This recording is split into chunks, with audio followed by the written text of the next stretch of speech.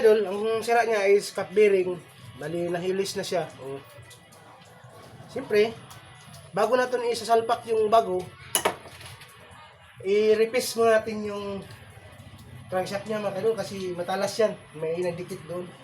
Kung hindi i-grind yan, hindi pa nakaabot ng takot, sira na naman kasi matalas pa yung sa crankshaft niya, yung mga dumikit na cap bearing mga idol. Ganyan lang pagkan mga idol. May liha yan mga idol. Ito pala yung liha niya mga idol. Magtabas ka lang ng liha, ganito kalaki. Tsaka ilagay mo doon sa crankshaft niya.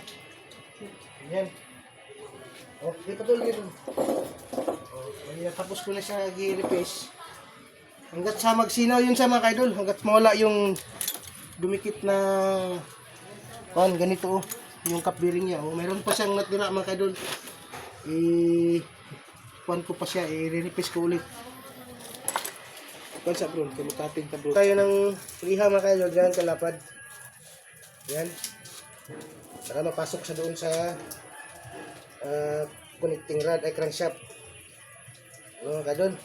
Ito yung liha na number 1000. Ay, 25. 240 mga idol. At saka sigundaan ng 1,000 para suminaw siya mga idol. Yan nga mga idol, diskarte. Wala man tayong mga talent, wala man tayong mga pinag-aralan, pero dito naman tayo sa talent mga idol. Yan, lagyan ng tali doon mga idol sa ilalim.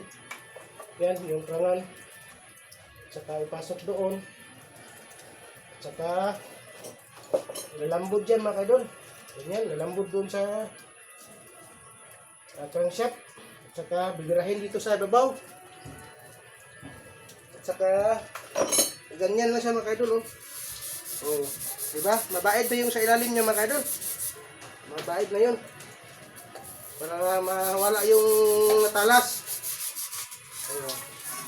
Ano lang, diskarte mga idol. Diba? Para yung pag-ayos natin is hindi magsisisi yung magpaayos mga idol. Stead ba? Ayan.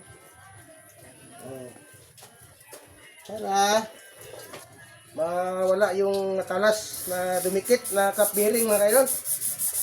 Ganyan lang sa mga idol. Para kang naglaro ba? Diba mga idol?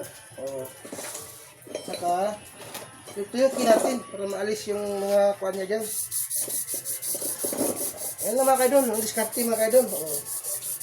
Meron na tayong makuhang idea. Diba mga idol?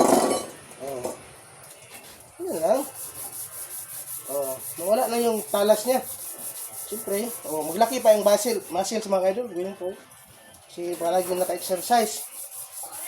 Diba mga idol? Tingnan mo.